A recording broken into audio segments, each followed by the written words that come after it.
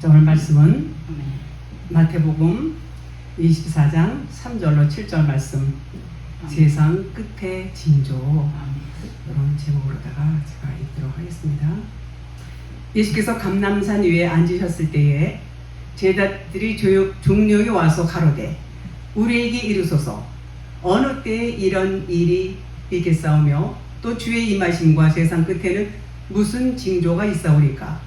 예수께서 대답하여 가라사대 너희가 사람의 미혹을 받지 않도록 주의하라. 많은 사람이 내 이름으로 와서 이르되 나는 그리스도라 하여 많은 사람을 미혹해 하리라. 난리와 난리 소문을 듣겠으나 너희는 삼가 두려워 말라. 이런 일이 있어야 하되 끝은 아직 아니니라. 민족이 민족을, 나라가 나라를 대적하여 일어나겠고 처처에 기근과 지진이 있으리니 이 모든 것이 재난의 시작이니라. 우리는 교회를 열심히 다닙니다. 처음에는 남의 손에 끌려서 가지만 이제 교회를 다니게 되면 말씀을 듣고 말씀을 들어보니까 참 좋네. 목사님이 좋은 말씀을 많이 하시네. 그러면서 다음에는 또 무슨 말씀을 하실까? 그리고 이제 열심히 이제 다니게 돼요. 다니게 되면서 하늘나라라는 곳이 있구나. 죽으면 천국에 가는구나. 이제 이렇게 교리도 배우고 성경 공부도 하게 됩니다. 자, 그러면 성경을 왜 기록했을까요? 성경 기록한 것을 보면 요한복음 20장 31절에 오직 이것을 기록함은 너희로 예수께서 하나님의 아들 그리스도임을 믿게 하려 하며 또 너희로 믿고 그 이름을 힘입어 생명을 얻게 하려 함이니라 했어요. 성경의 기록의 목적은 영생이 있음을 알아라. 영생이 뭐예요? 영원한 생명. 영원한 생명이 있음을 알라는 거예요. 그리고 그 영원한 생명을 알려주기 위해서 이 성경을 기록했다, 이렇게 말씀을 하는 것입니다. 우리는 생명을 얻으려고 나오는 거예요. 교회를. 그러니까 그리스도를 믿는 거죠. 근데 생명을 얻지 못한다면은 그냥 안 되겠죠. 안 되겠죠. 그래서 이제 우리가 열심히 또 참석하고 충성도 하고 봉사도 헌신도 한다고 해서 그런 그 행위적인 것으로 인해서 우리가 영생을 얻는 것은 아니죠. 그건 결코 아니에요. 자기 죽음이 있어야 돼. 반드시 십자가를 통과해야 되는 우리 모두의 그 관문이 있어야 되는 것입니다. 그것을 하나님께서는 계속 말씀하시고 그것을 통해야 너희에게 생명이 있는 거야, 이렇게 말씀을 하고 있습니다. 예수 그리스도께서는 이미 역사적으로 2000년 전에 오셨어요. 2000년 전에 오셔서 자기 자신에 대해서 다 증언을 해주셨죠. 그리고 자신이 하나님의 아들이라고 이렇게 소개를 하면서 천국에 대해서, 영생에 대해서, 그리고 우리가 이 땅에서 사는 삶이라는 것은 결국은 그림자고 이것은 실상이 아니라는 것에 대해서 비유를 통해서, 말씀을 통해서, 많은 이적과 표적을 통해서 그렇게 천국을 소개하시면서 알려주셨어요. 그리고 이제 다 알려주시고 나서 이제 십자가에 가셔서 이제 죽으십니다. 죽으시고 오늘날은 이제 그리스도로 부활하셨죠. 부활하셔서 여러분과 저에게 오셔서 그 생명에 대해서, 영생에 대해서, 진리에 대해서 이렇게 알려주시고 계시는 것입니다. 요한복음 5장 39절에 너희가 성경에서 영생을 얻는 줄 생각하고 성경을 연구하거니와 이 성경이 곧 내게 대하여 증언하는 것이니라. 그러나 40절에 너희가 영생을 얻기 위하여 내게 오기를 원하지 아니하는도다, 이렇게 말씀했어요. 자, 그러면 이 66권 말씀은 전부 누구에 대한 말씀이요? 예수 그리스도에 대한 말씀인 거예요. 그래서 이 예수 그리스도에 대한 말씀인데 이 말씀은 곧 방금 읽어드린 것처럼 우리에게 생명을 주시기 위한 말씀이에요. 우리가 생명을 얻게 하려 함이라고 그랬어요. 이 말씀을 통해서 우리는 생명을 얻는데 이 말씀은 곧 뭐예요? 하나님이세요. 하나님. 이 겉에 보이는 이 문자 말씀은 예수님 말씀이고 예수는 곧 그리스도라고 그랬어요. 이 예수님 말씀은 곧 그리스도인데 이 그리스도의 말씀은 이 예수님 말씀이 풀어진 말씀이에요. 그 풀어지지 않으면 생명이 아니에요. 이 말씀이 풀어져서 그것이 레마로 내게 와야 그것이 생명이 되는 말씀이에요. 자, 그렇습니다. 그런데 이 말씀은 보이잖아요. 보여. 이 보이는 말씀은 진리가 아니다. 생명이 아니다. 그렇게 말씀하고 있습니다. 그래서 40절에 너희가 영생을 얻기 위해서 내게 오기를 원하지 아니하는도다 이렇게 말씀했어요. 자, 이 말씀은 뭘까요? 아니, 우리가 열심히 영생을 얻기 위해서 우리가 하나님을, 그리스도 예수님을 얼마나 사랑하는데요. 어떻게 우리 예수님은 이렇게 말씀을 하실까? 제가 이제 그 전에 그랬어요. 나는 그래서 열심히 교회도 나가고 말씀도 보고 기도도 하고 그냥 막 예배도 막 이렇게 드리고 이랬는데 왜 우리를 원하지 아니한다 이렇게 말씀하셨을까? 그러면서 나름 고민을 했어요. 내가 더 열심히 하지 못해서 그런 건가? 내가 정말 모든 면에서 이 말씀 계명대로 온전하게 순종하지 못해서 그런가? 그런 고민도 있을 수가 있어요. 왜요? 그 아버지 의도를 모르니까, 하나님의 마음을 모르니까 나름대로 그렇게 오해를 했을 수도 있단 말이죠. 할 수도. 자, 그럼 이런 말은 무슨 말이냐면, 이 겉에 문자 말씀만 보면 하나님 마음을 몰라요. 하나님 마음을 모르고, 하나님 마음을 모른다는 얘기는 이 성경 말씀을 오해하고 있다는 얘기예요. 그럴 수밖에 없는 게 뭐냐면, 이 겉에 문자 말씀은 그냥 안내판인 거예요. 뭘 안내해요? 진리를 안내하는 안내판이에요. 안내판 역할을 하는, 이 안에서 찾아야 돼요, 진리를. 그 진리를 뭐라고 그랬어요? 수수께끼라고 그랬어요. 보물찾기라고 그랬어요. 그걸 찾아야 되는데, 그걸 찾는다고 생각은 하죠. 그래서, 말씀을 잘 깨달아야지. 그렇지만 그 깨달아야지 하는 그 차원이 어느 차원이냐면, 그냥 겉에 보이는 문자 말씀을 읽고, 이 말씀을 그냥 깨닫는 차원, 겉에 거를 그냥 해석하는 차원이지, 이것이 풀어져 있는 온전한 진리의 차원이 아닌 거란 말이에요.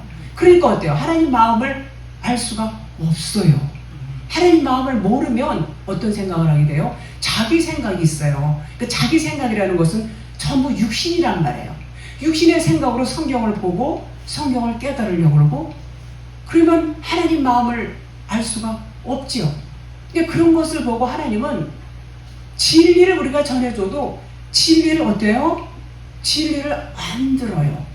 뭐 이런 게 다 있냐고 그러고, 다는 안 해요. 대중에 듣는 분들도 계시고 막 놀랍고 은혜받고 이러시는 분들도 계세요. 그런데 제가 말씀드리는 것은 평신도 얘기하는 게 아니에요. 목사님들 주로, 제가 목사니까 목사님들 주로 이렇게 만나는데, 그분들을 만나서 진리를 조금씩 전하면 반응이 안 좋으신 분들이 많아요. 근데 그런 것을 말씀하시는 거예요. 너희가 성경에서 영생을 얻는 것을 알고 있으면서도 너희들이 영생을 엉뚱한 것에서 영생을 찾는다 그 말이에요. 그러니까는 예수님 말씀이 나를 모르니까 예수님과는 거리가 떨어져 있는 거예요. 먼 데에 있는 거예요. 예수님을 오해하니까. 그러니까 너희가 영생을 얻기 원하지만 내게 오기를 원치 않는다는 그런 말씀을 하는 거예요. 아멘. 하나님과 나와 너무 멀리 떨어져 있는 거. 하나님과 우리는 떨어져 있으면 안 돼요. 하나가 돼야 돼요. 너희가 내 안에, 내가 너희 안에. 이런 것처럼 우리 하나님과 우리는 하나가 되어야 되는데, 하나가 되지 않는다는 얘기는 겉에 문자 말씀, 율법 말씀으로는 하나가 될 수 있다? 없다. 하나가 될 수 없어요. 하나님은 하나님이고 나는 나고, 그런 거예요. 그래서 이 겉에 보이는 로고스 말씀, 이 율법 말씀은요, 하나님 마음을 알 수가 없어요. 그냥 안내판이고 표적이고 그림자일 뿐이에요. 그래서 보이는 것은 잠깐이요, 보이지 않는 것은 영원합니다 그랬어요. 보이는 것을 말하는 게 아니에요. 그러니까 우리가 정말 하나님을 안다는 것이 그냥 교회당만 왔다 갔다 한다고 해서 되는 게 아니고, 열심히 내가 뭐 몸으로 충성하고 봉사하고 헌신한다고 해서 하나님 마음을 아는 것이 아니고, 진리를 깨달아야 돼요. 진리를 깨닫는다는 차원은 반드시 십자가 죽음을 통과해야 돼요. 십자가 자기 부인 통과를 하고 그리고 그리스도로 진리로 거듭날 때에 이제 하나님의 마음을 알 수 있는 영의 눈이 열리게 되는 것입니다. 자, 그래서 요한일서 5장 13절에도 내가 하나님의 아들의 이름을 믿는 너희에게 이것을 쓰는 것은 너희로 하여금 너희에게 영생이 있음을 알게 하려 함이라 그랬어요. 영생. 그러니까 하나님의 아들의 이름을 믿는 우리에게 영생이 있음을 알게 해주겠다 그런 말이에요. 그럼 영생이 뭐냐고요? 우리 영생을 얼마나 구합니까? 예수 믿으면 영생은 그건 땅은 당상이지. 제가 그랬어요. 제가 마음으로 믿어 위에 이르고 입으로 시인하여 구원에 이르리라 이렇게 말씀했잖아요. 로마서에. 그러니까는 그것을 그렇게 믿으니까 나는 당연히 천국까지 이런 생각했었어요. 물론 때때로 힘들 때는 내가 구원을 받았을까 못 받았을까 그런 마음도 와요. 확신이 없기 때문에 그래요. 확신이 없기 때문에. 그런데 우리는 반드시 그 십자가 죽음을 통과하지 않으면 구원이 없는 거예요. 우리가 이 땅에서 구하는 게 뭘 구해요? 영생을 구합니까? 인생을 구하잖아요. 땅 위의 것을 구하잖아요. 어떻게 하면 잘 살고 어떻게 하면 사업도 성공하고 좋은 대학교에 가고 공부도 잘해서 그리고 이제 좋은 직장에도 들어가고 막 이런 거 전부 그런 거 원합니다. 그 인생살이에 대한 것을 하나님은 그렇게 하나님 앞에 기도해요. 근데 하나님은 그것은 이방인들이 구하는 거라고 말씀하셨죠. 그러니까 영생을 얻기 위한 이 말씀을 이 66권 이 생명의 말씀을 뭘로 봐요? 인생의 삶의 어떤 방법, 방편, 수단으로 본단 말이에요.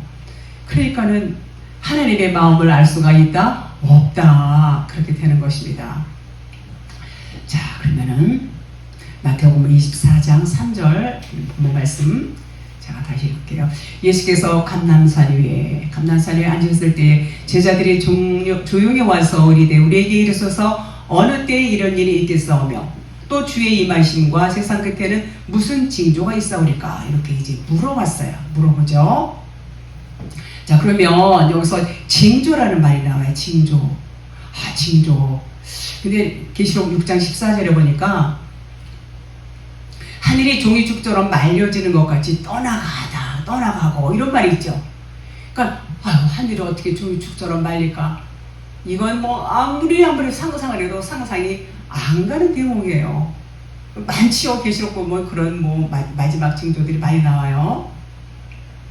그런데 이것은요, 이 세상 끝의 징조인데, 우주가 없어지고 지구가 그냥 지구의 종말이 오고 다 불타서 없어지고 그냥 다 이것이 그냥 파괴돼버리고 그런 말이 아니에요.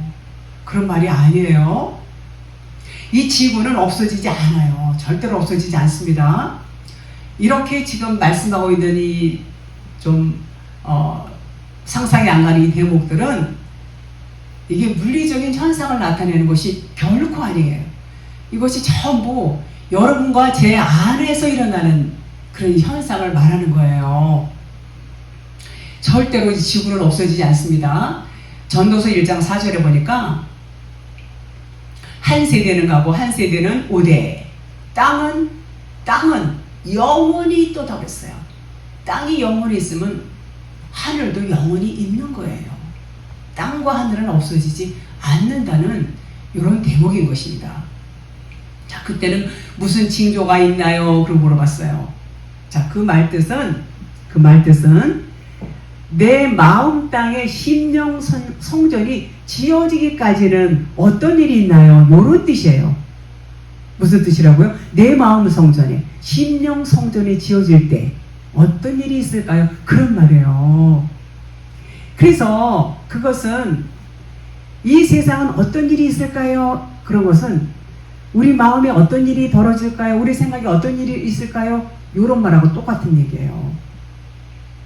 자, 우리 안에 그리스도의 영이 와서 확실하게 마음 성전이 지어질 때까지의 그 과정이 이 징조를 묻는 것과 같은 의미예요.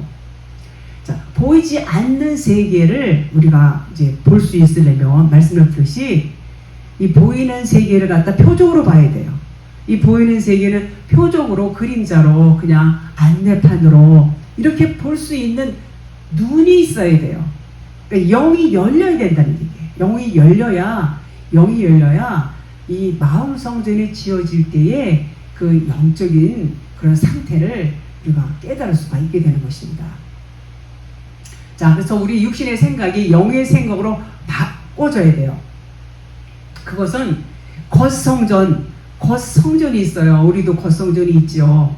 육신의 생각, 율법적인 사고, 율법적인 세상적인 가치관 이런 것들이 다 뭐예요? 겉성전이에요. 겉성전. 이것들은 무너져야 될 것들이에요. 전부 무너져야 돼요. 그래서 그것들이 무너져야 마음 성전이 지어져요. 마음 성전이. 율법 예수가 무너져야 그리스도 진리로 거듭나는 것과 똑같습니다. 선악나무를 우리는 계속 선악나무로밖에 못 봤어요. 왜요? 우리가 육신이 있기 때문에 율법적인 사고로는요 선악나무로밖에 볼 수 없어요. 원래는 선악나무가 아니었어요. 뭐예요? 생명나무. 그래서 생명나무를 볼 수 있는 눈이 열려져야 된다는 거예요. 그것은 육신의 생각이 내려질 때에 겉성전이 무너지며 이제는 생명나무로 볼 수 있게 됩니다. 그러면 하나님의 마음을 깨닫게 돼요. 하나님의 마음을 깨닫게 알게 되면 비로소 성경에서 무엇을 말하는 것인가, 하나님께서 무슨 의도를 갖고 우리를 이끌어 가시나, 생명이 무엇인가 라는 것을 알게 되는 것입니다. 자, 이 땅에서 우리가 사는 인생들의 삶을 뭐라고 그래요? 표적이라고 그래요. 표적. 이것을 세미오 그래요.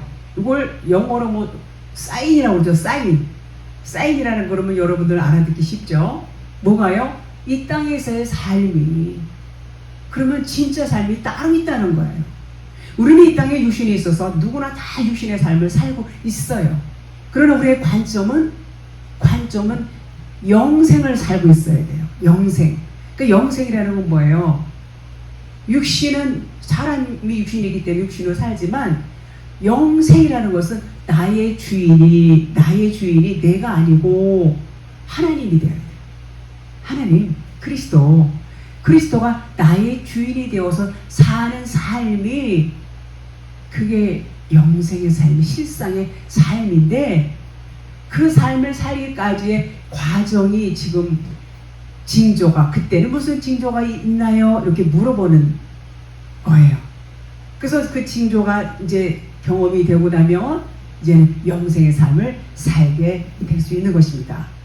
그래서 그렇게 살기 위해서는 어떻게 돼요? 보이는 것으로만 생각하면 안 되고, 이 보이는 것은 허상이구나, 이것은 그림자야, 이거는 모형이야, 그런 안목이 있어야 되고, 육으로는 죽어야 되고, 똑같은 말씀 드려요. 그래서 육이 죽으면 영이 살아나요. 그래서 우리의 관점이 세상을 보지만 하늘을 보는 거예요. 영으로 보는 거예요. 세상을 봐도 육신의 눈으로 보는 게 아니라 영의 눈으로 보는 거예요. 영적인 관점으로 보고 영적인 관점으로 생각하고, 그렇게 되는 것이죠. 그것이 영생의 삶이죠. 그런데 거기까지는 아픔과 고난과 고통과 혼란과 어려움이 있어요. 그냥 되는 게 아니에요. 그것이 재난과 징조, 재난이다, 징조다, 그것이 이제 경험이 되어줘야 되는 것입니다. 마태마감, 누가, 공관복음에 다 병의 구조 똑같이 다 나와 있어요. 똑같이 나와 있는데 누가복음에서 조금 더 이렇게 조금 다르게 나왔어요. 누가복음 21장 5절, 어떤 사람이 성전을 가리켜 그 아름다운 돌과 헌물로 꾸민 것을 말하매, 예수께서 이르시되 너희 보는 이것들이 날이 이르면 돌 하나 돌 위에 남지 않고 다 무너뜨려지리라.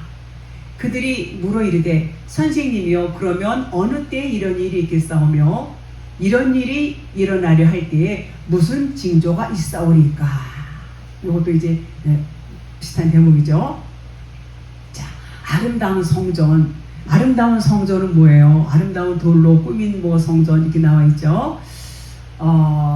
사람들이 이 보이는 이 세상에 이 땅 위에 사람들이 손으로 짓는 성전을 말해요. 그래서 솔로몬 성전이 있었죠. 그 다음에 뭐 헤롯 성전이 있었죠. 수르바벨 성전이 있었죠. 전부 이게 땅 위에서 짓는 율법 성전을 의미해요. 이것들은 어떻게 돼야 돼요? 다 무너져야 될 것들이에요. 다 무너져야 돼요. 이 눈에 보이는 성전. 구약시대에 성막도 이제 다 결국은 무너지죠. 그렇게 보이는 첫 번째 성전은 다 무너져야 돼요. 왜 무너져야 돼요? 첫 것을 패야 둘째 것이 세워져요. 자, 두 번째 성전으로 예수님이 오셨어요. 예수님이 율법 성전으로 오셨어요. 율법 성전으로 오셨는데 육신을 입고 오셨죠. 육신 율법 성전으로 오셔서 그분도 역시 이제 폐해졌어요. 육신이 폐해지게 되죠. 그래서 그분이 육체로 오신 것은 율법을 완성시키기 위해서 오셨어요. 율법을 폐하러 온 것이 아니라 내가 완성하러 왔다 그러셨어요. 자, 율법을 완성했다는 것은 뭐냐면 율법의 말씀은 안내판이야. 뭘 안내하니? 진리를 안내. 진리를 안내하기 위해서는 이런 과정이 있어야 돼. 그래서 십자가에서 죽으시는 거예요. 십자가에서 죽으시고 그리스도 진리로 거듭나셨어요. 거듭나셔서 그 거듭난 그리스도가 우리 안에 오니까 이제 비로소 우리가 그리스도가 진리구나. 그리스도가 성령님이고 하나님이시구나. 비로소 이것을 알게 되는 거예요. 요거 알게 되는 것이 이제 우리가 성전이 되는 거예요. 우리 안에 성전이 지어지기 위해서 그리스도는 그렇게 율법 성전으로 오셔서 십자가에서 죽으시는 것입니다. 그래서 그것이 이제 세 번째 성전이 되는 거예요. 지금 말씀드려서 우리 안에 그리스도가 오셔서 우리의 머리가 되시면 우리는 그분의 몸이에요. 이 세 번째 성전이에요. 세 번째 성전. 그 성전이 진짜 성전이에요. 우리 안에 우리 마음 안에 마음 성전, 심령 성전. 누가 졌어요? 우리가 눈에 보이는 이 건물들, 첫 번째 성전들, 아름다운 성전들 전부 사람이 손으로 지은 성전이잖아요. 이 세 번째 성전, 이 성전, 진짜 성전은 그리스도, 하나님이 지으신 거예요. 땅 위에 있는 것들로 사람의 손으로 지은 것이 결코 아니에요. 사람이 지은 게 아니라고요. 하나님이 지으신 성전이 진짜겠어요? 사람이 지은 성전이 진짜겠어요? 하나님이 지은 성전, 이것이 진짜 성전인 것입니다. 이 진짜 성전을 짓기 위해서는 가짜 성전이 필요해요. 가짜 성전을 통해서 이거는 가짜고 이게 진짜야, 이렇게 비교할 수 있게끔 우리로 하여금 진짜 참 성전을 깨닫게 하기 위해서 겉성전이 필요한 것입니다. 이 마음 성전은 보이지 않아요. 보이지 않습니다. 자, 보이지 않는 성전이 진짜예요. 그래서 보이는 소망이 아니고 보이는 것을 누가 바라리요? 이렇게 말했어요. 보이는 것은 소망이 아니에요. 보이지 않는 것이 소망이고 보이는 성전은 없어질 성전이에요. 보이지 않는 것이 진짜 성전인 것입니다. 그 말씀이에요. 그래서 아름다운 돌로 꾸민 그 보이는 성전을 통해서 보이지 않는 성전을 알라는 거예요. 보이지 않는 성전을 너희가 알아야 돼. 이걸 모르면 안 돼. 그 말인 것입니다. 그래서 아름다운 돌로 꾸민 성전. 이것은 성전. 보이는 성전은 가짜요. 진짜를 알려주는 안내판에 불과하다. 그런 말인 것입니다. 그 돌은 반석을 의미해요. 반석, 돌과 영은 하나님 자신을 의미하고 있어요. 하나님 자신을. 예수님 모퉁이 돌이에요. 모퉁이 돌로 오셨어요. 모퉁이 돌이 이제 십자가 죽고 나서 크리스도라는 이제는 무슨 돌이 됐어요? 머릿돌이 됐어요. 모퉁이 돌이 머릿돌로 바꿔지게 변하게 되었습니다. 갈라디아서 4장 22절 이후에 보면 두 언약이 나와요. 두 언약 누구죠? 하갈과 사라. 여러분이 잘 아는 아브라함의 계집종 하갈이 있고 또 자유하는 자의 사라가 있어요. 이 사라는 두 언약인데 두 언약은 첫 돌판과 두 번째 돌판을 의미해요. 첫 돌판은 깨져야 돼요. 첫 돌판은 깨져야 되는 거 하갈을 의미하고 있고 율법이고 겉성전을 의미하고 있어요. 전부 하나님이 이렇게 말씀을 이렇게 둘씩 말씀하시죠. 예수님 육체를 의미해요. 육체, 율법 성전, 겉성전. 예수님 육체가 깨지니까 무슨 성전이 지어졌어요? 우리 안에 참성전, 보이지 않는 성전, 마음 성전이 지어졌지요. 자, 그리스도 진리로 우리가 지어지게 되는 것입니다. 자, 그다음에 헌물로 꾸민 곳, 코스메요. 정확한 순서대로 놓다, 그런 뜻이 있어요. 성전의 기물들이 정확한 순서대로 배열이 되어 있다는 얘기예요. 이 뜻은 육체 예수가 죽으시면 그리스도가 내 안에 오셔서 진리이신 말씀이 내 안에 순서대로 배열이 되는 거다, 그런 말이에요. 정확한 순서대로 놓다, 그런 뜻이에요. 꾸민 것, 코스메오라는 뜻이. 그래서 진리의 말씀이 내 안에 순서대로 배열이 된다, 그런 말인 것입니다. 그래서 성전, 돌, 헌물들, 이것은 모두 하나님 자신을 가르치는 설명서고 도구들이에요. 뭐가요? 여기 나오는 성전, 돌, 헌물들, 바로 하나님 자신을 가리키는 도구들이다, 이렇게 말씀을 드릴 수 있어요. 누가복음 21장 6절, 너희 보는 이것들이 날이 이르면 돌 하나도 돌 위에 남지 않고 다 무너뜨리라 했어요. 자, 날이 이르면 그랬어요. 날이 이르면 날이 이르면 이것은 무슨 말이냐면 낮이 되면, 낮은 어때요? 저녁이 되고 아침이 되고 요런 낮임이 된다, 그런 얘기는 내 안에 이제 진리의 빛이 비춰진다, 진리의 빛이 임한다, 그런 얘기예요. 그러니까 육신의 것들이 죽어지고 회개가 되고 이제 진리의 빛이 임한다, 그런 얘기예요. 그러면 돌 하나도 돌 위에 남지 않고 다 무너뜨려지리라 그랬어요.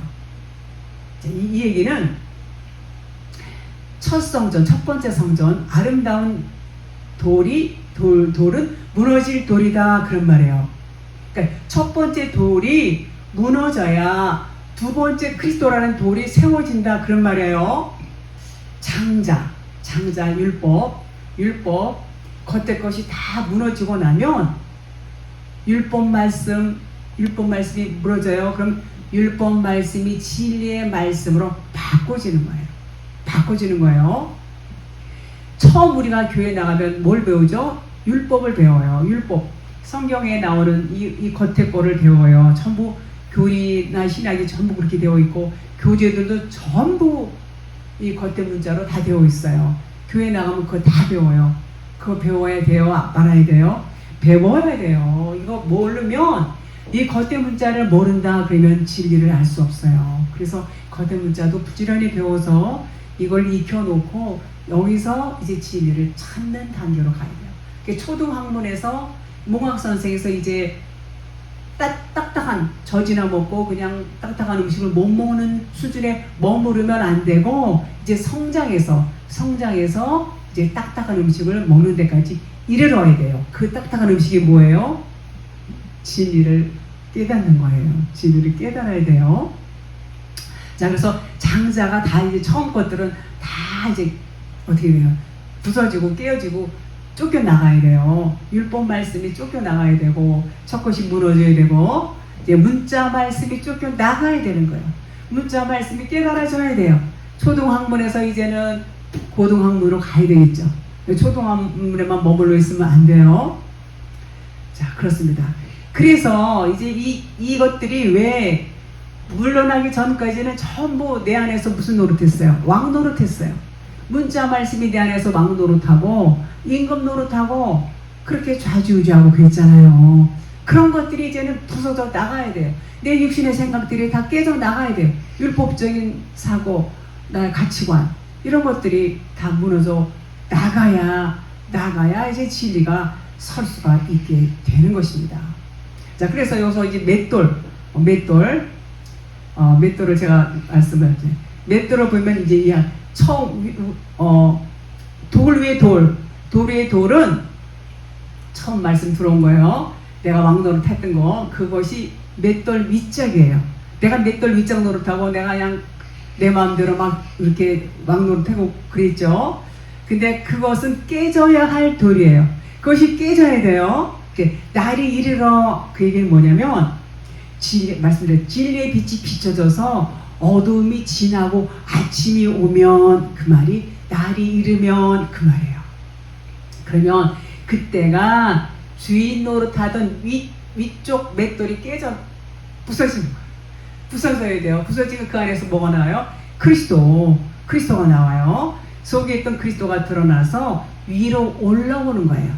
위로 올라와서 이제 나는 거예요. 그리스도라는 돌이 위로 올라오면 그리스도가 왕이 되고 그리스도가 주인이 되는 거예요. 그러면 나는 거기 갈려서 가루가 되는 거예요. 가루가 되어야 돼요. 우리는 가루가 되지 않으면은요, 자기가 막 주인 노릇하려고 그래요. 그래서 그 안에 갈려서 가루가 되니까 이제 제대로 자리를 잡게 된다, 그런 말이에요. 누가복음 21장 7절. 그들이 물어 이르되 선생님이여, 그러면 어느 때에 이런 일이 이렇게 싸우며 이런 일이 일어나려 할 때 무슨 징조가 있사오리까? 자, 그러면 이 말은 뭐냐면 또 언제 무너지는 일이 일어납니까? 이 얘기는 뭐냐면 언제 진리를 가르쳐 줄 거예요, 이런 말하고 똑같은 얘기예요. 이게 정말 내 안에서 일어나는 일이라고 그랬죠. 언제 진리를 가르쳐 줄 거예요, 이런 말이에요. 마태복음 24장 4절 5절. 예수께서 대답하여 이르시되 너희가 사람의 미혹을 받지 않도록 주의하라. 많은 사람이 내 이름으로 와서 이르되 나는 그리스도라 하여 많은 사람을 미혹하리라. 자, 이게 다 내 안에서 일어나는 일이라고 했어요. 내 안에 있는 처음 돌이 율법이 뭐예요? 처음 돌이 율법이고, 내 안에 있는 처음 돌이 뭐냐면 율법, 내 육신의 생각, 문자 말씀이에요. 내 안에 있는 것들, 그런 것들이 무너져야 돼요. 이 문자 말씀이 내 안에서 무너져 나가야 돼요. 육신의 생각은 다 세상에서 왔어요. 사망이에요. 이 사망, 이런 것들은 다 무너져야 될 거. 그러면 미혹을 받지 않아요. 이것이 무너지지 않으면 미혹을 받는단 말이에요.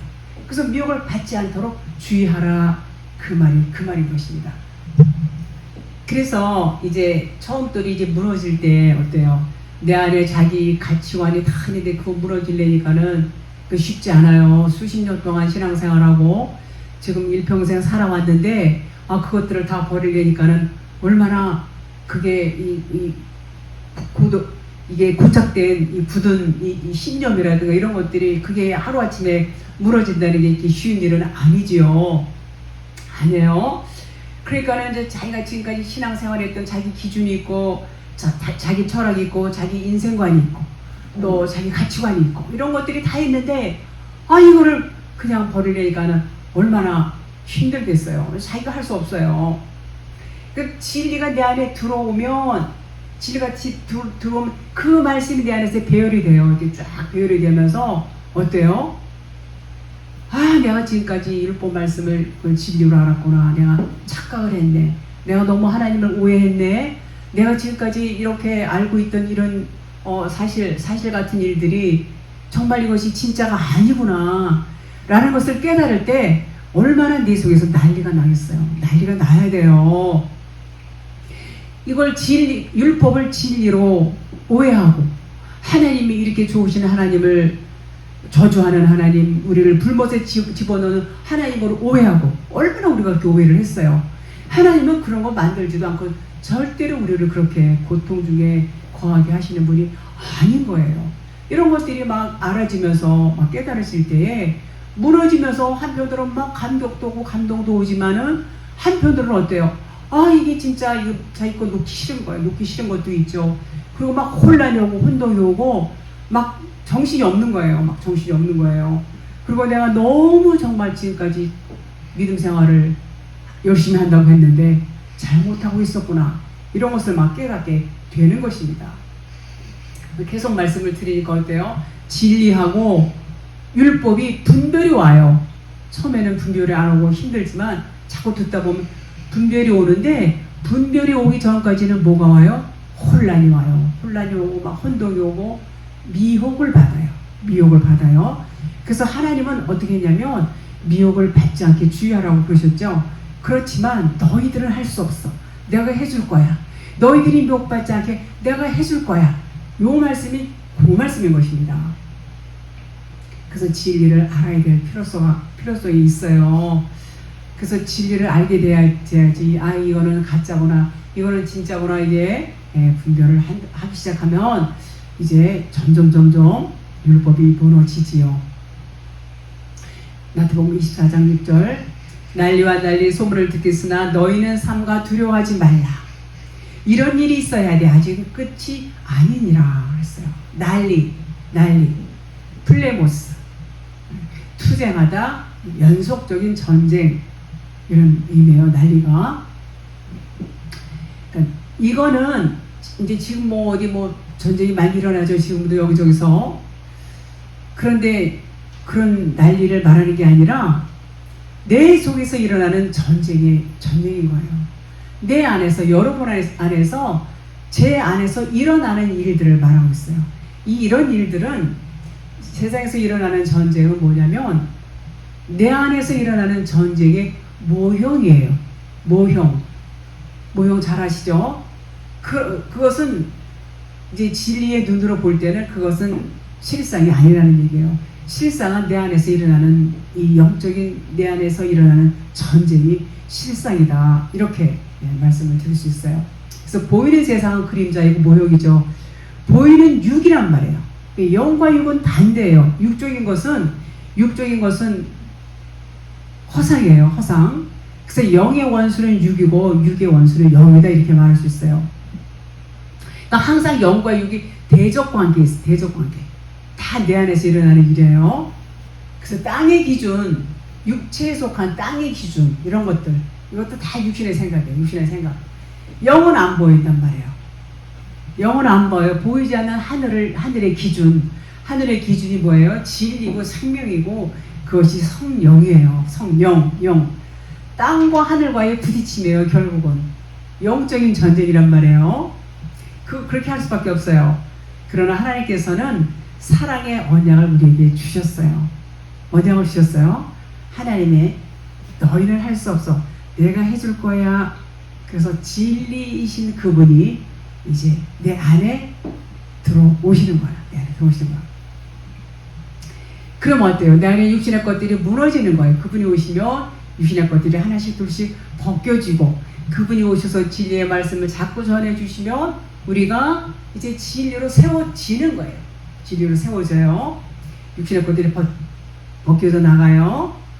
자, 소란.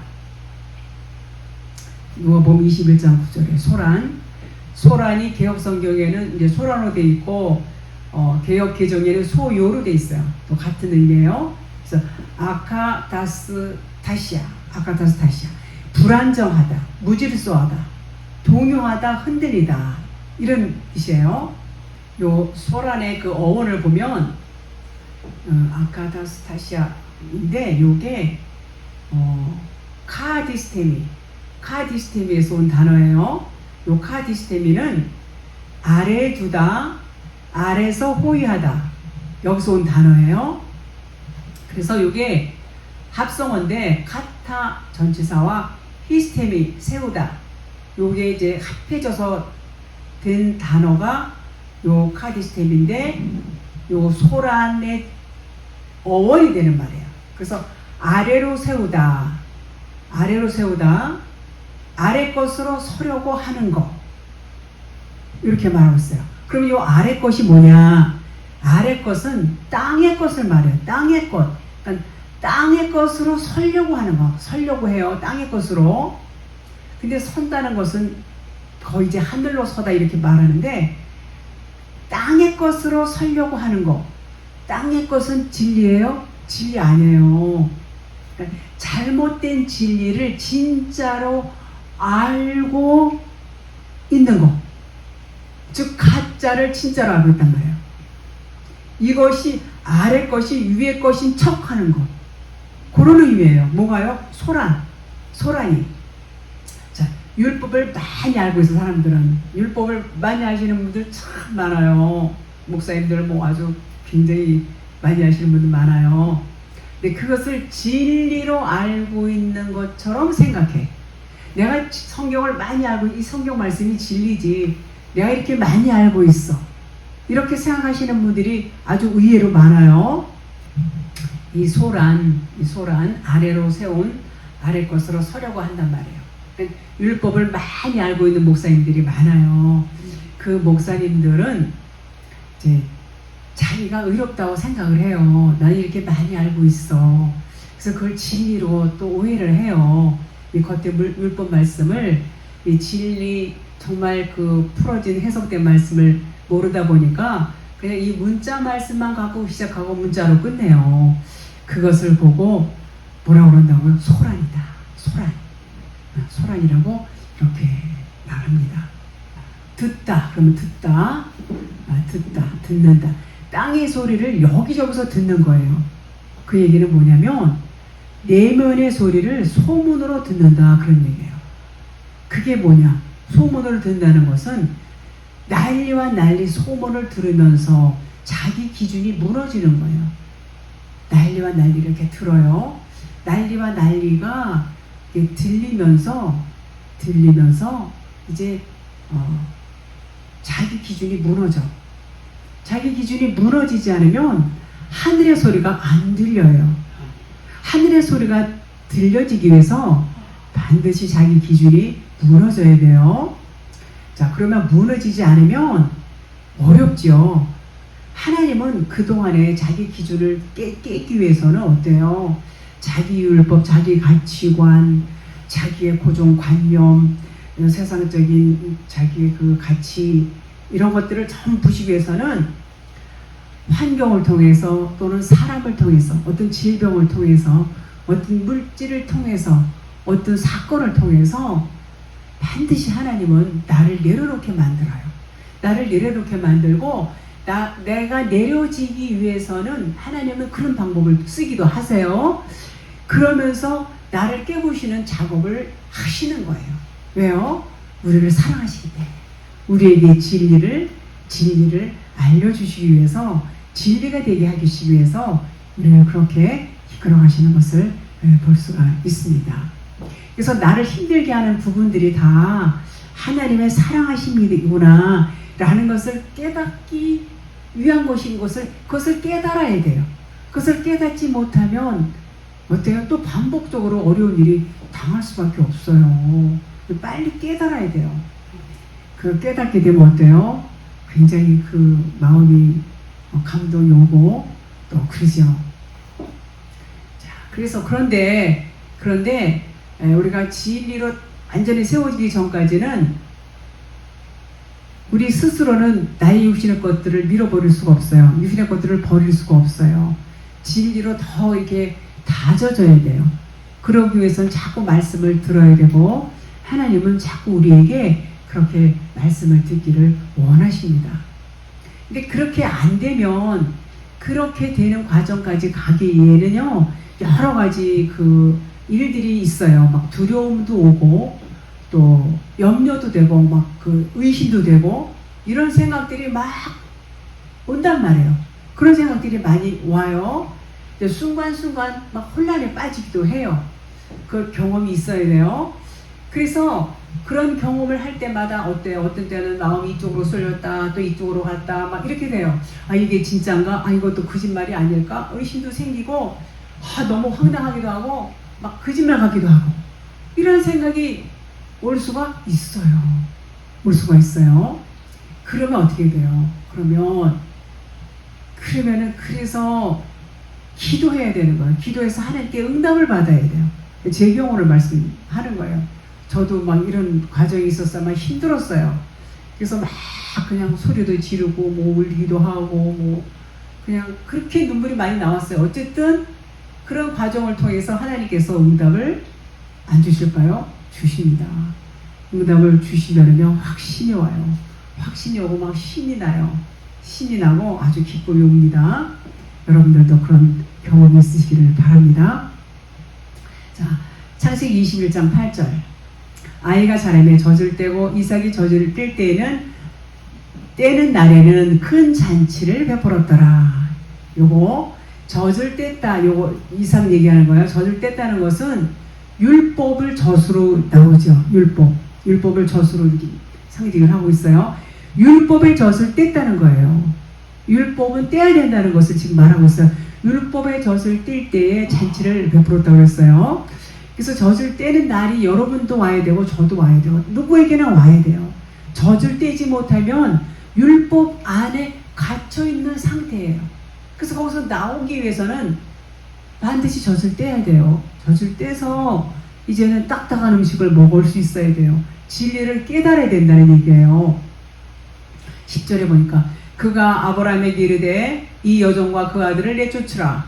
이 여종의 아들은 내 아들 이삭과 함께 기업을 얻지 못하리라 하므로 9절에 사라가 본즉 아브라함의 아들 애굽 여인 하갈의 아들이 이삭을 놀리는지라. 놀린단 말이야. 놀려. 이게 율법의 자식이 진리의 자식을 놀리는 거예요. 지금 그러니까 율법이 진리를 갖고 희롱하는 거예요. 놀리는 거예요. 똑같습니다. 지금도. 그러니까는 사라가 아브라함에게 이 여종과 그 아들 내쫓으라. 이 종의 아들은 내 아들 이삭과 함께 기업을 얻을 자가 아니다. 내쫓아버리라. 그런 얘기예요. 쫓아야 돼. 그건 뭘 쫓아요? 우리 율법은 종의 아들이에요. 종의 영이에요. 종의 영. 유업을 받을 수가 없어요. 생명이 없어요. 율법에는 생명이 없어요. 내쫓아버려요. 이 구약에서도 계속 이렇게 말씀을 하고 있어요. 자, 그래서 내 안에 내재하고 있는 왕 노릇하는 율법들을 내어 쫓김을 당해야 돼요. 계속 그 말씀하고 있어요.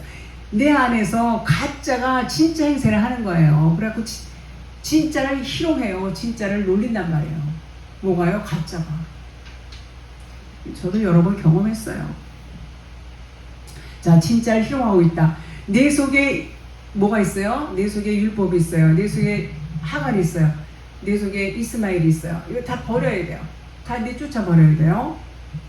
이스마엘은 장자예요. 장자는 쫓겨나는 겁니다. 쫓겨나가야 할 자예요. 필히 쫓겨나가야 돼요.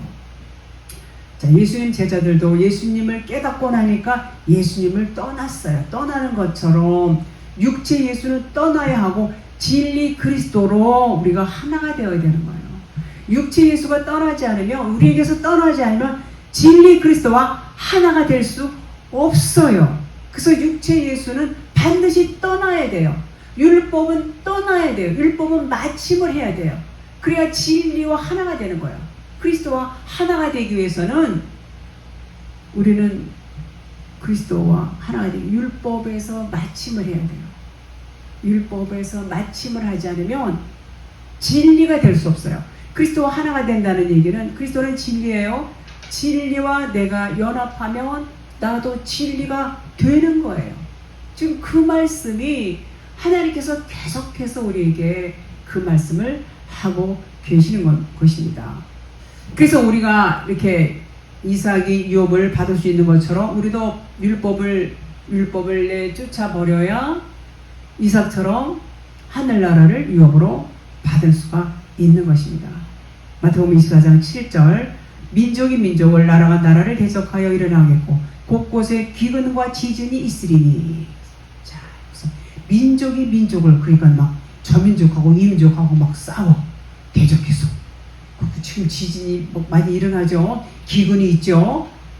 그래서 말세다, 말세지 말이다, 마지막 때다, 이런 말들을 얼마나 많이 하는지 왜요? 성경에 그게 나와 있거든. 그러니까 세상 돌아가는 게 전부 성경에 써져 있어. 그러니까 성경대로 이제는 말세가 올 거야. 얼마나 그럴듯합니까? 저도 그렇게 알고 있었어요. 저도요. 그래서 여기서 민족이 민족을, 나라와 나라를, 기근과 지진이 전부 둘씩 되어 있어요. 둘씩 쫙 쪄서 지금 표현하고 있어요. 공간복음에 똑같이 다 나와요. 말씀드렸듯이 전부 우리 안에서 일어나는 일들이에요. 여러분 안에서, 제 안에서 이런 일들이 일어나는 거예요. 자, 그러면 민족이 민족을, 요거는 내 안에 육신의 생각과 영의 생각을 이렇게 표현하고 있어요. 내 육신의 생각과 영의 생각이 민족이 민족을 싸워요? 안 싸워요? 싸웁니다. 맨날 싸웁니다. 싸워야 돼요. 그래서 싸워서 장악해야 돼요. 뭐를요? 육신의 생각을. 그래서 땅의 법과 하늘의 법을 하나의 민족으로 표현하는 거예요. 지금 땅의 법 뭐예요? 율법, 하늘의 법, 진리. 그러니까 율법과 진리가 지금 이렇게 민족과 민족을 이렇게 표현하고 있어요. 죄와 사망의 법에서 생명의 성령의 법으로 대적관계를 말하는 거예요. 민족과 민족이. 자, 그러면 나라가 나라를 바실레이아 그래요. 언어 바실레이라는 것은 뭐 대한민국, 일본 쭉 이런 차원이 아니라 하나님의 나라를 말해요. 전부 영이라고 그랬죠. 하나님의 나라와 나라를, 하나님의 나라 또는 왕권, 이런 의미가 있어요. 그래서 내 안에서 성전으로 표현된다는 것으로서 율법 성전과 마음 성전을 말해요. 뭐가요? 나라가 나라를, 율법 성전과 마음 성전이 대치되는 상황을 이렇게 표현하고 있는 것입니다. 하늘나라가 이렇게 들어오잖아요. 우리 안에 하늘나라가 들어오면 땅의 나라는 그냥 빠져나가죠. 빠져나갈 수밖에 없어요. 율법나라, 땅의 나라, 하늘나라가 내 안에 들어와야 되겠죠. 들어오면 무너질 수밖에 없어요. 왜요? 하나님이 하시니까. 자, 그러면 모래에 의해 지은 나라가 이제는 반석에 지은 나라가 돼요. 모래에 의해 지은 집, 반석에 지은 집 잘 아시죠? 그런 의미예요. 그래서 하늘 성전이 이제 하늘나라가 지어지면 하늘 성전이 지어진다, 그런 말이에요. 하나님께서 그렇게 해줄 거야 언약하셨습니다. 누가복음 21장 11절, 곳곳에 큰 지진과 기근과 전염병이 있겠고 또 무서운 일과 하늘로부터 큰 징조들이 있으리라. 요게 이제 제가 이제 누가복음을 계속 지금 말씀드리고 있는데, 마태복음, 마가복음에서는 기근과 지진 두 가지만 말해요. 지금 누가복음에서는 지진, 기근, 전염병, 무서운 일, 또 큰 징조, 이렇게 5가지를 구체적으로 얘기하고 있어요. 이것이 재난이 시작이 되는 거예요. 재난의 시작. 마태, 마가는 재난의 시작을 지진과 기근 2가지만 썼어요. 이 2가지만 쓴 이유는 뭐냐면, 그 의미는 예수 그리스도만을 말하고 있어요. 예수 그리스도, 예수와 그리스도를 이렇게 설명하는 것이고, 이제 누가는 5개를 설명하고 있어요. 5개를. 자, 보십시다. 여기서 곳곳에, 처처에 곳곳에는 토포스래, 토포스. 점거에 의해서 제한된 또는 칼집, 그런 뜻이 있어요. 칼집. 자, 곳곳에가 칼집이라니, 얼마나 이게, 너무나 이거 원문을 보면은요, 아유, 이게 이렇게나 그냥 다를 수가 없어요. 엄청나게 달라요. 그래서 이제 칼집이라는 뜻인데, 여러분과 제 안에 전부 칼집이 있어요. 칼집이 있어요. 자, 육신의 생각이 다 있단 말이에요. 육신의 생각이, 그 칼집에 육신의 생각들이 다 있어. 그 육신의 생각들 어떻게 해야 되겠어요? 칼로 다 그냥 잘라버려야지. 칼집이 있다는 거는요, 우리 육신의 생각이 다 있다는 얘기예요. 그래서 칼이 필히 들어와야 돼. 칼이 뭐예요? 진리 말씀이에요. 칼이 들어와서 전부 어떻게 돼요? 잘려버려요. 진리의 칼이 꽂히면은요, 육신의 생각이 다 잘려 나가는 거예요. 그동안에 이 육신의 생각들이 자기가 진리인 척하고 칼집에 딱 이렇게 있으면서 내가 진짜야, 내가 진짜야 그러고 왕 노릇하고 주인 노릇하고 안 했습니까? 근데 이제 진짜가 오니까 이제 다 들통이 나가지고 칼에 찔려 나가는 거예요.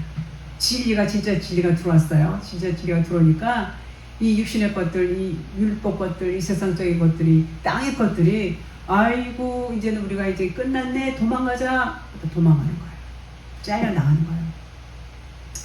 누가복음 21장 11절 여기서 이제 5가지를 설명을 하죠. 다섯이라는 의미는 율법을 말하고 있어요. 율법. 그 깨달아진 5마디, 그러면은 이 깨달아진 5마디가 깨달아지면 진리 5이 돼요. 그래서 5마디 이렇게 플러스하면은 열이 돼요. 열은 뭘 의미해요? 계명을 의미해요. 계명. 열 그러면 무슨 계명이에요? 그렇죠. 십계명. 십계명이 완성이 되는 거예요. 이 5마디 율법 5마디가 깨달아지면 진리 5마디가 되고, 이 5마디가 합해지면 열이 돼요. 열. 십계명이 돼요. 그러면 이것을 하나로 말씀을 드리면 뭐가 돼요? 그죠? 사랑이 되는 거예요. 사랑. 십계명을 하나로 함축하면 사랑이 돼요. 그럼 이게 11조가 되는 거예요. 10의 하나. 열이 깨달아져서 열이 완성이 된다. 그러면 하나가 나와요. 하나로 돼요. 요게 11조예요. 여러분. 요게 11조예요. 우리 다 11조가 되어야 되는 거예요. 그래서 요런 것들이 10계명이 되고 11조가 되는 과정을 말하는 거예요. 뭐가요? 여기 누가복음 21장 11절 곳곳에 큰 지진과 기근과 전염병이 있겠고 또 무서운 일과 하늘로부터 큰 징조들이 있으리라. 요게 뭐냐면 요게 10계명이 되고 11조가 되는 과정을 이렇게 말씀하고 있는 거예요. 우리는 11조가 되어야 되는 거예요. 요 과정이 아주 중요한 것이죠. 자, 지진 세이스모스인데 대소동 큰 흔들림. 그래서 요것을 요 말은 어디서 왔냐면 세이라라는 말을 썼어요. 사슬, 끈, 줄 이런 단어인데 이 단어와 연결이 되어 있어요. 그래서 우리의 마음 땅에 지진의 대소동이 일어나는 거예요. 지진. 자, 그러면 율법만 알고 있었는데 위로부터 진리의 말씀이 내려오니까 어때요? 내 속에서 소동이 일어날까요? 안 날까요? 소동이 일어나는 겁니다. 내 속에 소동이 일어나고 흔들림이 일어나요. 진리의 말씀을 자꾸 듣다 보면 어때요? 율법 안에 있던 진리가 하나씩 깨달아지기 시작하면서 부딪힘도 와요. 그러면서 누가 이길까요? 진리가 이길까요? 자꾸 들으면 진리가 당연히 이기죠. 듣다가 말면은 그냥 율법에 먹혀버려요. 듣다가 많은 사람은 없을까요? 있을까요? 있어요. 처음에 잘 듣다가 한번 부딪히니까 그냥 딱 율법에 먹혀버렸어. 그런 사람도 있어요. 그러면은 이제 도로 가는 거예요. 다시 이제 어려운 일을 겪겠죠. 하나님이 사랑하시니까. 그래서 그러면 율법 안에 있던 진리가 하나씩 깨달아지기 시작해요. 깨달아지면 어때요? 내가 무너지는 거예요. 흔들려. 내가 무너지고 흔들려. 요것이 지진이다. 그런 말이에요. 나의 의로운 해가 지는 거예요. 내가 그동안 알고 믿고 살았던 말씀이 가짜인 것을 깨닫게 되고 내 생각이 잘못된 것이었구나. 이거 이제 깨달아지는 거예요. 이게 깨달아지면 자신이 부인이 되는 거예요. 부인이 되고 이제 충격에 빠지고 뭐 혼란도 오고 뭐 이런 뭐 여러 가지 이런 것들이 막 번복이 되면서 점차적으로 이제 안정을 찾게 돼요. 그래서 진리에 이제 끈에 딱 이렇게 붙들리면 진리의 말씀에 붙들리면 이제 평안도 오고 그렇습니다. 그래서 진리의 그 말씀에 붙들려서 내가 진리가 되는 과정, 내가 진리 되는 과정을 표현하는 것을 뭐라고 그래요? 지진이라고 한다. 그런 말이에요. 오늘 여기까지 하고요. 다음 시간에 이어서 계속 하도록 하겠습니다.